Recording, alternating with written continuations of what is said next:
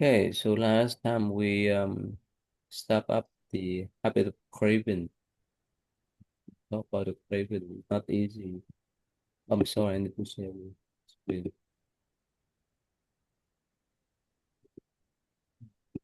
You can see, right? Yes. Yeah. Uh,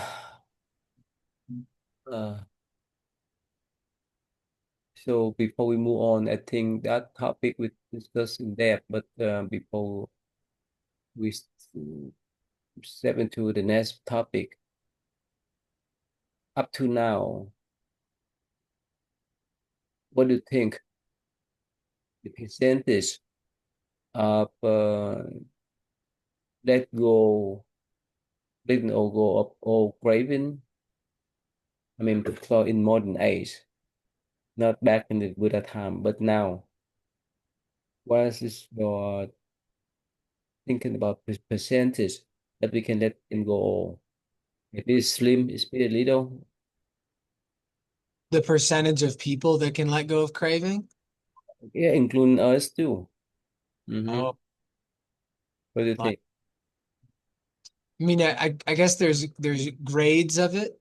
Like with becoming a monk, that's a certain grade of not pursuing craving, of letting it go.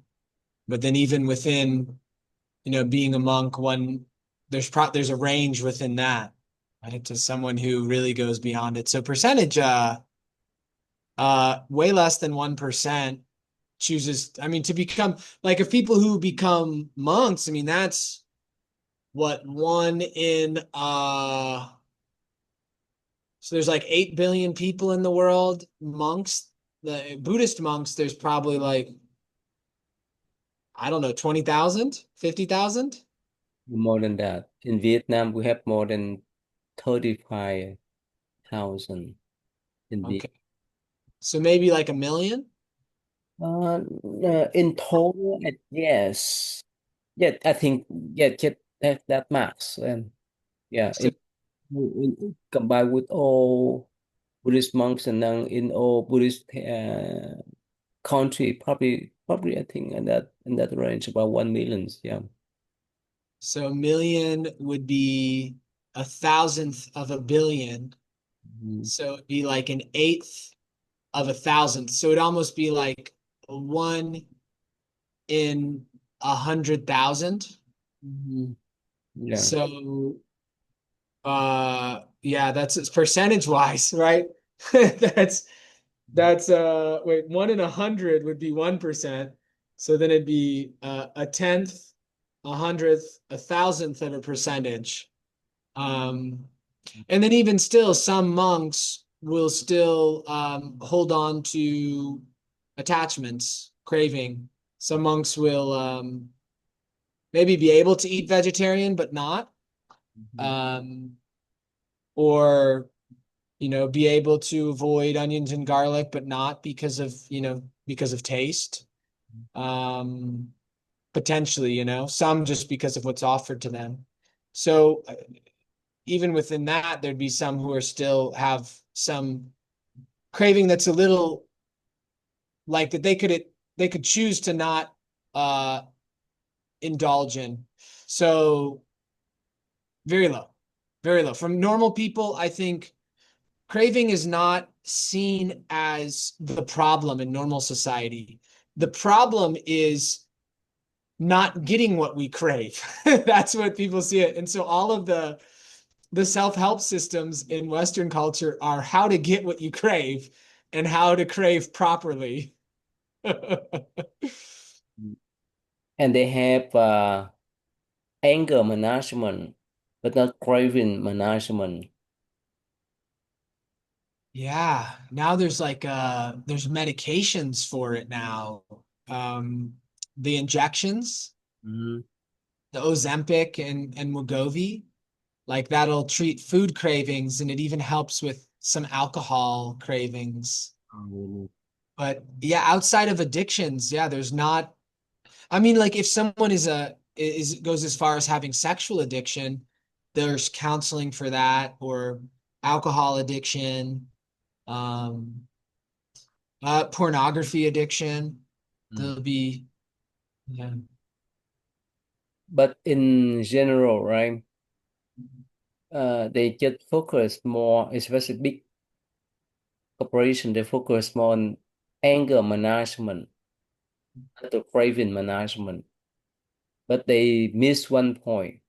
One important point is that without craving, probably there's no anger, right?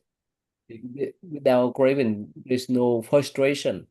Frustration is one of the manifestation of anger, right? So they miss that part. Of course, when we talk about addiction, any kind of addiction, that's some form of craving, but it's just we can tackle one by one. They don't put generalize them as the craving, right? Like anger. So that's why they don't go down to the root of the problems. Because the more we crave for things, the more frustration, stress, depression we may have. They swing back and forth. So they forget the other swing, the other pole, right? Yeah. Mm. Yeah. Um, yeah. You know, I just got back from California and it's yeah, I had long conversation with the family members, the children, mm, of that woman wanted to pass away. But in one case, he's actually he's professor at university, and somehow, yeah, he's mentioned that if everyone is religious people, so how could we progress in society?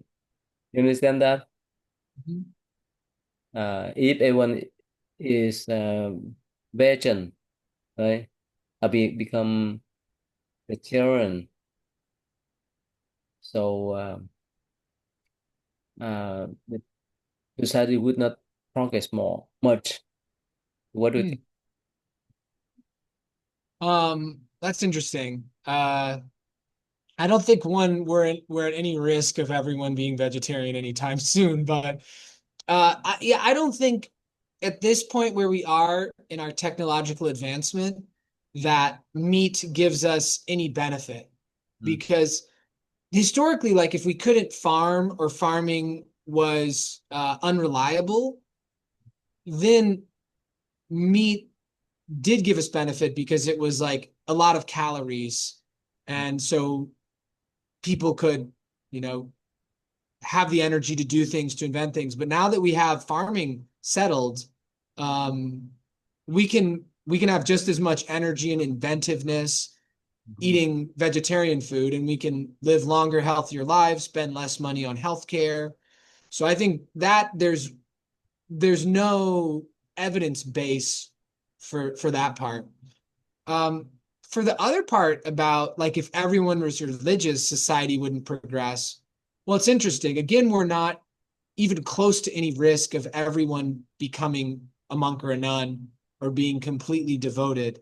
So it's it seems it seems that sort of like thinking seems to be a way to avoid practice. It Mhm. seems like an excuse. Yes. Um, but if we took it seriously, yeah, if everyone was really religious, well, what is progress?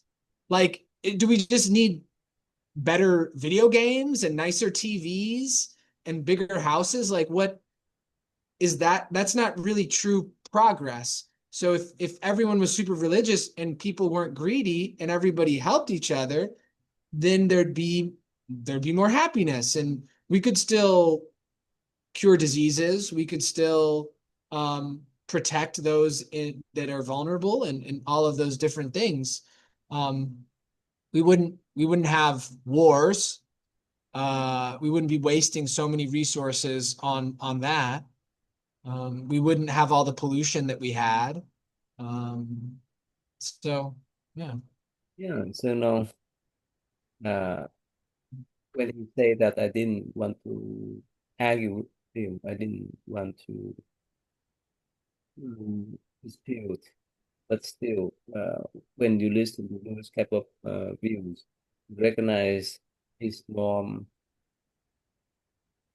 toward the material life, right, and the spiritual one. And of course, we know that in life, there's all kind of aspects, right? Spiritual life is one aspect, right? The material life is one aspect. We need to have the house to live. We need to have the car to drive. We need to have the food to eat to survive and so forth. But we're not animal, right? We need to have some kind of spirituality, right?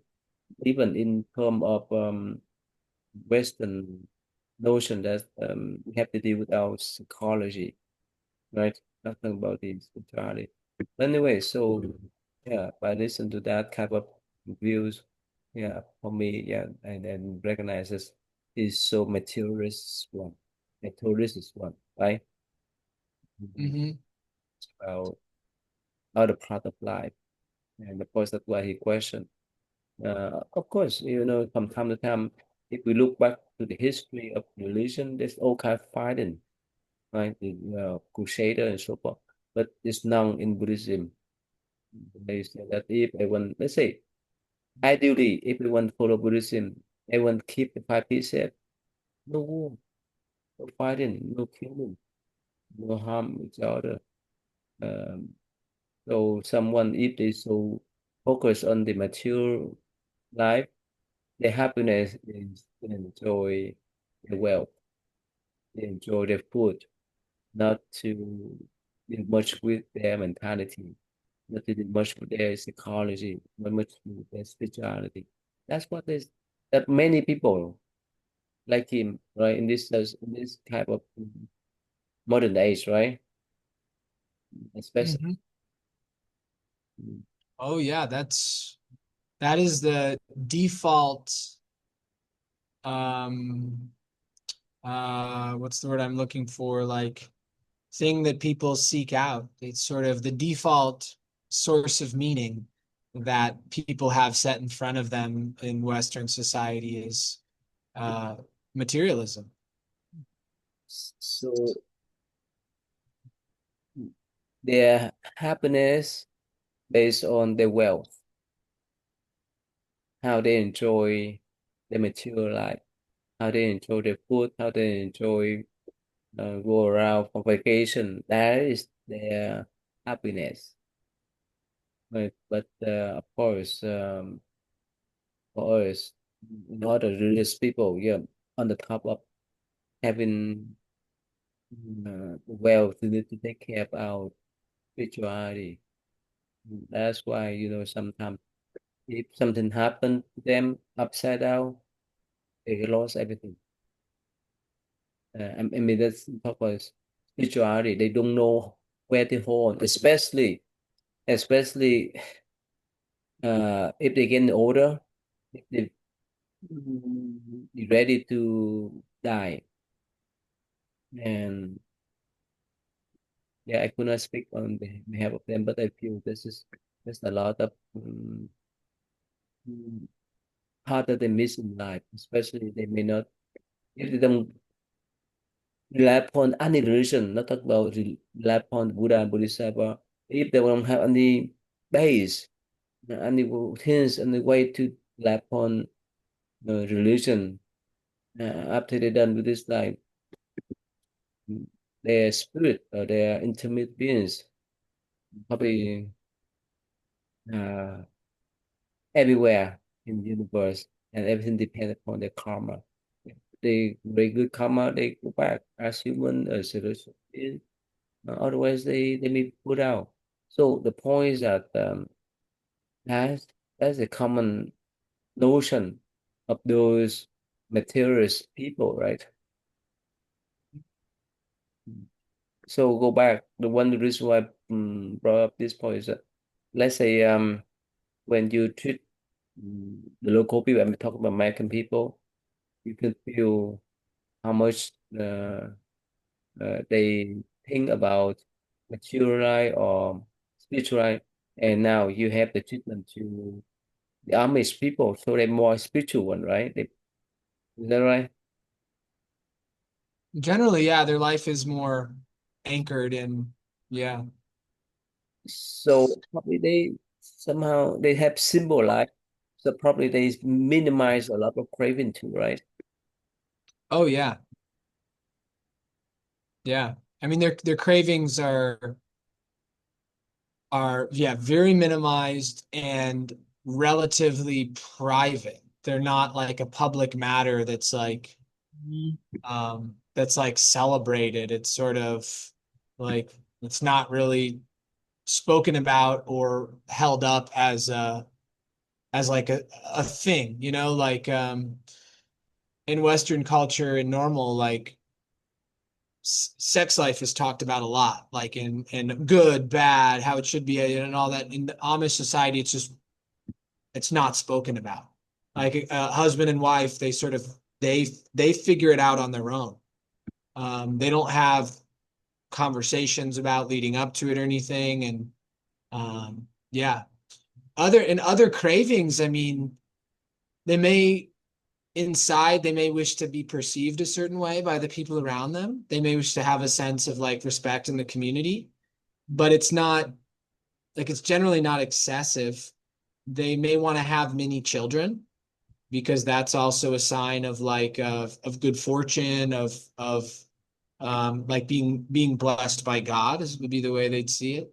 Um, and then now that they can have like washing machines and stuff, having a little bit more ease here and there is, I think that convenience is creeping in a little more for them, but it's way less than us. Yeah. Than like I mean like us, I mean Westerners, like, myself and lay people. So have you ever have a chance to talk with them about the Buddhist lifestyle that's almost similar as them, but not extreme like them? I have talked to them a little bit about Buddhism. One of them, the first couple who came to me, because they asked what my religion was, and I talked to him about the Bodhisattva way, and very respectful. He listened, didn't didn't fight with me or quarrel with me about anything. Was just very, very respectful and kind of interested, and said like, he said he thought it was interesting, and yeah. So then let's say somehow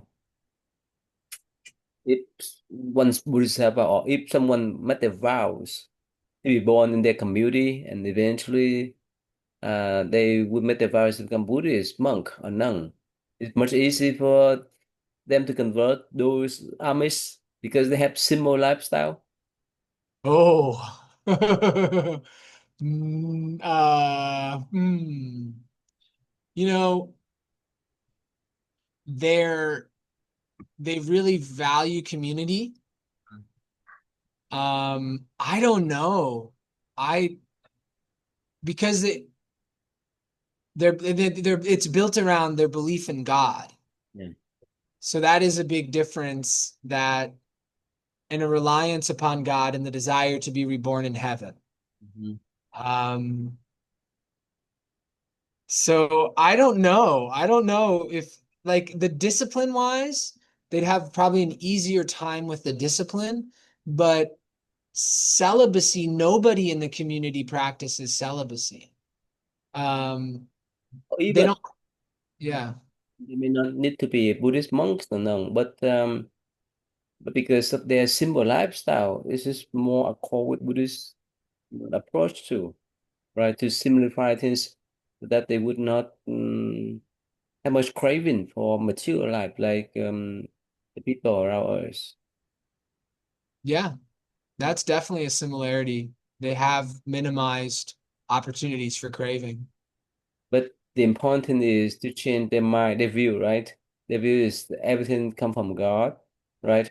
Everything they need to do is based upon the blessing of God, and after then they go back with God, but that's different, right? That's Hmm. what we need to work on, right? As that view it'll be in line with Buddhism, right? I think that probably that needs some Bodhisattva, whether especially for lay Bodhisattva like you, right? If you can speak their language, right? Who knows, right? You know that they may be awakened. They have some kind of realization instead of sticking with that kind of belief in God. They recognize who they are. May change the whole dynamic of their tradition. But of course, I know they're more conservative, right? It's not easy. Not easy to change their view, right? And yeah, they're very, I mean, they hold, they inherit their views.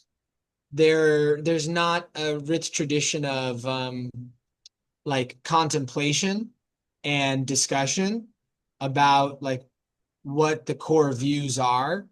It's so, I mean, they'll study the Bible and they'll then work to understand the Bible. It's similar in Buddhism, but in Buddhism we're encouraged to really like internally test stuff out, to really become convinced of it. I don't think they're encouraged to do that.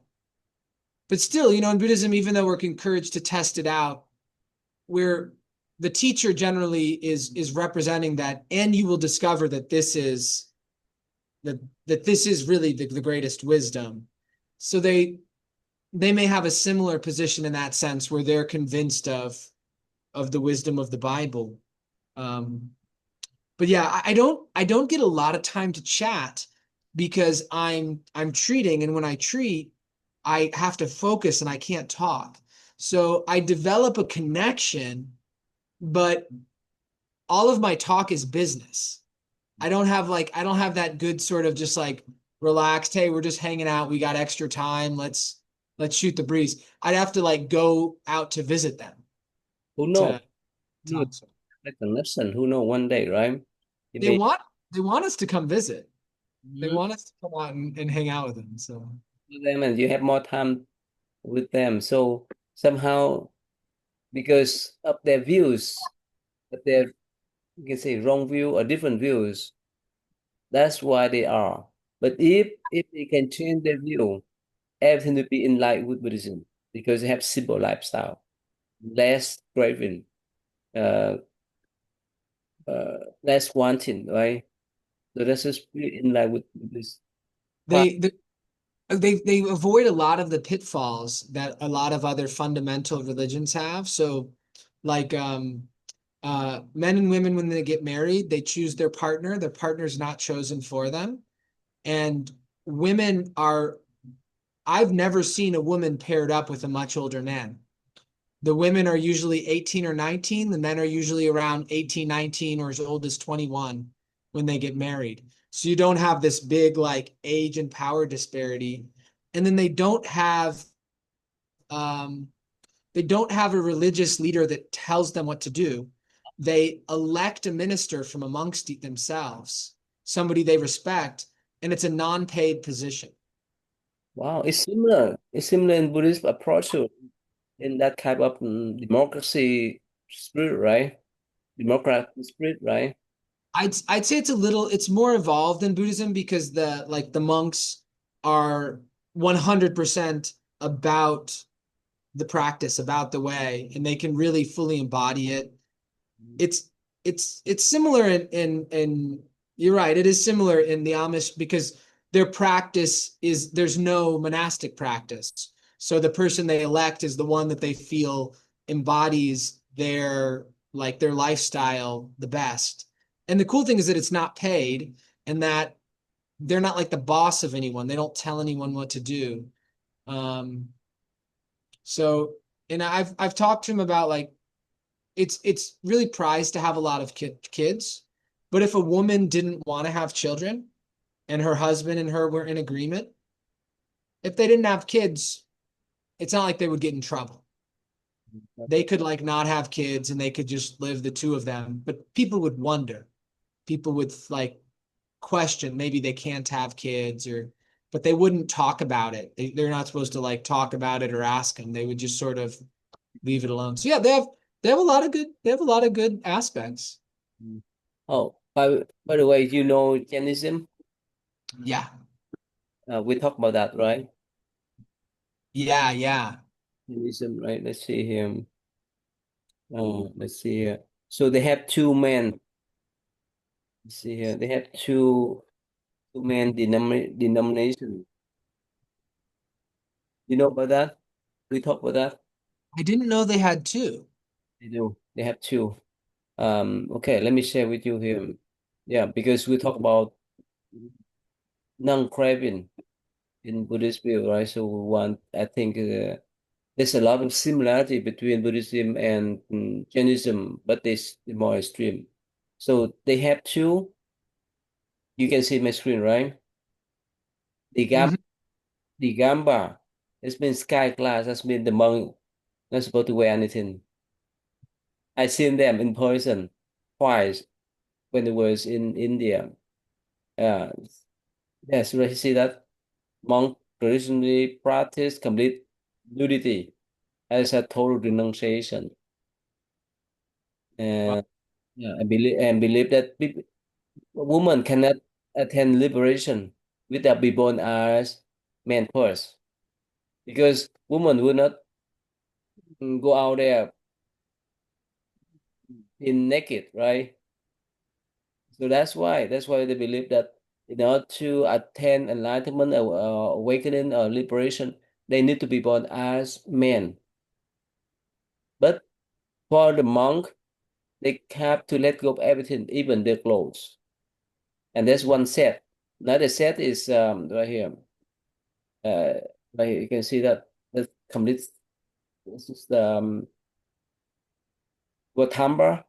So this set, they believe that the woman can be nun, what they call the white class. That means they often they wear the white clothes. So this is the two men one. Have you heard about this one before? I've seen this one. I didn't know there was a group that was naked. Yeah. I I've only seen the white clad ones. And actually, the founders, the 24 founders of Jainism, was a prince during the Buddha time too. So and they say that there's 24 generation of Jainism, quite different from Buddhism. Let's see here. Don't be surprised, okay? Let me type image here. You see that? So this one is the one that Telechi mentioned. So the two men set. One is naked one is white glass. You see that too? But, Hmm. Yes. yeah, it's the tire bar, and this one is the white glass. The white glass or the white cloth. Another one is the gamba. That's been the naked one, the more extreme one. So the idea is that they need to let go of everything without any attachment. But guess what? Even in the India nowadays, the Buddhist population in India much lesser than Jainism nowadays. Mm. Jainism, if they believe, if they practice in the West, even in Vietnam, there's no way for people to accept that. That's why Mm. it spread out much. But in India, they are more popular than Oh, one, it's interesting. because they want to let go of everything. They don't want to attach anything. If you watch some video clip and you can see that, let's see here. Yeah, if you can type okay, YouTube here, some YouTube. Yeah, this one is the Gamba, the Gambara and Swatambara. See the two sets here. If you have time, you can watch them. And they make the big statue of their founders be naked. And imagine if someone walk on the street here, right? In Indianapolis, Louisville, Indianapolis, They may think those people are crazy, right? There's no way for society to accept that. In Rome, Rome, they have a lot of they got a lot of naked statues. Oh, really? In Rome, yeah, the ancient Romans. So we visited there, with my daughter last year, the year before. She was 8 years old.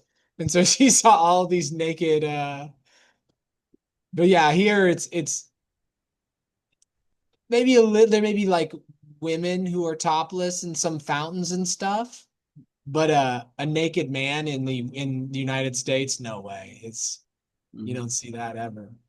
To come back to our topic, uh, let's say for them, right? For Jainism, especially for this set, uh, the Gamba, they want to let go of everything. Imagine that you let go of everything, even your clothes. Is it a quick way for you to be liberated? Is a quick way for you to be free of everything? What do you think? Well, I can understand the logic of it, but it seems to me like a little extreme. It seems like an attachment to letting go. Like letting go is an idea in a certain sense. And if we think that like there is such thing as letting go and there is such thing as holding on, like, then we're holding on to letting go in a certain way. And so if we look at the intention of compassion and like helping living beings, then we can judge what we let go of and what we hold on to relative to that goal of lessening the suffering of the beings around us. So, is being naked going to make the people listening to someone teach more comfortable? No, I don't think so. Like it's a little unusual. Like it's all humans generally cover themselves. Even you go to these tribes that are uncontacted, the men cover their genitals. One thing because you don't want them to like get cut or something, you don't want them to get stuck by a thorn or Mhm. there's just like functional reasons to cover it. And also, if there's women that are going to come to listen. So I think it's a little extreme. See that? They pluck out hair by hair. Wow. See that? That's the practice. That's why somehow the Buddha say this that's so extreme. That's why the Buddha led his Sangha to the middle way. You see that now? Is there still a practice in India? Yeah. And the idea is that they need to punish their body so that they can go to heaven. Let go of the attachment, any kind of attachment, whether it's with the hair, whether with the food, whether with the clothes and so forth. That's what they. Mm. So yeah, see that here? See this? Yeah. He's plucking out his beard. Yes. Yes. Mm-hmm. Yeah. Huh. And they for the naked one, they not supposed to keep even the bowl. Whenever people give them food, they have to use their hand to hold the food so that they consume while they standing, not sitting. For Yeah. He looks like he's gotten plenty of food though. He looks like he's gotten plenty of food. that's why when I went first to India, 1998, when they was driving on the bus, I looked down. Those monk, they walk on the street with their followers surrounding them, and even they hold a banner to have some kind of protest to the government because in India they free country. See, that's the nun here, and that's their very dedicate. and wherever they go, you see that they have the broom to sweep so that they not supposed to step on any kind of insect. And Mhm. mm, yeah, and the kind of insect that's yeah, so extreme. Uh, so go back my question. Even in this kind of extreme way, what do you think? Is it a weak way for them to let go of all kind of attachment? What do you think? Yeah, I think the the ego process can co-opt any extreme behavior. Mhm. Like it can, I can either be special because I have the most things, the best things, the nicest things, or I can be special because I'm the best at letting go of everything. And so it can still become a trap of like a pursuit of an ego-based goal. And that's why the Buddha recommended the middle way is so one doesn't get stuck on either end. Mm. Yeah. But my question is that yes, yeah, forget about the ego. But let's say if we practice letting go everything, even up close, you think it's easy for us to attain some kind of liberation because there's no attachment at all, especially the craving, because we know the craving is a sort of all kind of suffering there. I don't I don't think it makes it any easier than just being simple, like insisting on not having any clothes. I couldn't, it's so easy to have some clothes. Like Mhm. it's not hard to have some simple clothes and to have them be straightforward and not expensive and not harm anyone. And it's considerate to the people around you and it helps you regulate your body temperature so you're not as distracted if you're meditating. Uh, I can't see it really giving that much benefit other than maybe you don't have to wash clothes. You save a little bit of time in washing clothes. If you live in a warm environment, um, I guess you're going to get bit by bugs everywhere more easily. That could cause some problems. But I don't think it helps that much. I don't think it probably helps really at all. She thinks like the extreme way, right? Either attach everything or that's one pole, right? One side of the coin, another side is to let go of everything. That's extreme. So that's why we understand the us in the middle way, right? Even we have some kind of attachment, but at least we need to take care of our body, um, not to go into that type of extreme. And yeah, so but still, people in especially India, they follow that tradition more than Buddhist tradition nowadays Wow. because of the strictness, because of the devotion mm, uh, in their tradition. Dang. That's Okay, surprising. so anyway, so yeah, today I like to bring up one is the Amish that that you encounter, another one is the Jainism. That's low, but that's why Buddha sometimes use their teaching or practice as the example and remind the monk not to go to that type of school, to go to either way. So the monk is supposed to have three set of clothes and eat only one meal a day at noon. That's all to keep everything minimized, but somehow go along with the society. Mm. That's why Buddhism could spread everywhere, not Jainism. Mhm. Yeah, I can't be walking around naked here.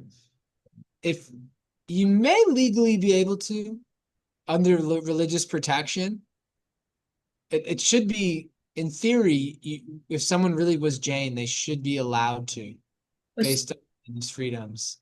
still, right? But maybe not. I don't know. But still, there's no way for the monk, right, to walk around without clothes. in this kind of society is unacceptable. It probably would infringe upon other people's rights, so it might not be protected. Yeah. Mhm. Okay, so sorry we come back and talk with that type of craving topic, and yeah, we can learn more about that next time. Okay, so see you then. Thank you. Thank you, Ty.